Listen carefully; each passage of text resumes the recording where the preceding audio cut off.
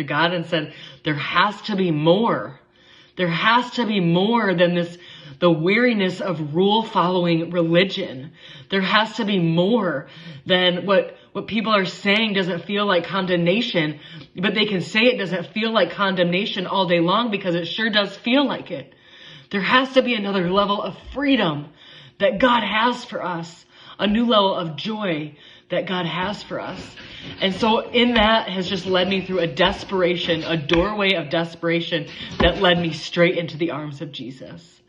And I was meeting with this group of people who are putting on Freedom Nights right now that are beautiful vessels of God that hear God, and they don't only hear him, but they obey him. And I was sitting there worshiping with everyone, just saying like, God, there has to be more than this. My heart is weary. My heart is weary, and I need you to take this bondage and oppression off me. I need you to release me from any fear of man that still exists in my life. And I need you to just impart in me your joy.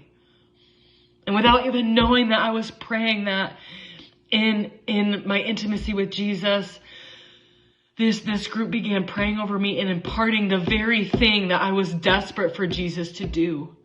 They began ministering and partnering with God and imparting those very things to my life.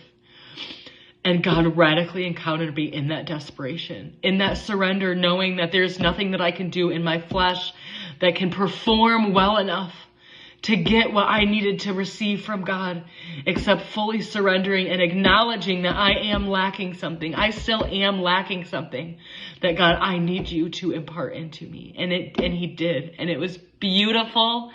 And there was a weight lifted off of my shoulder as these beautiful people prayed over me and imparted a release and a fulfillment at the exact same time. I was released from the fear of man, and I was imparted the completeness of joy.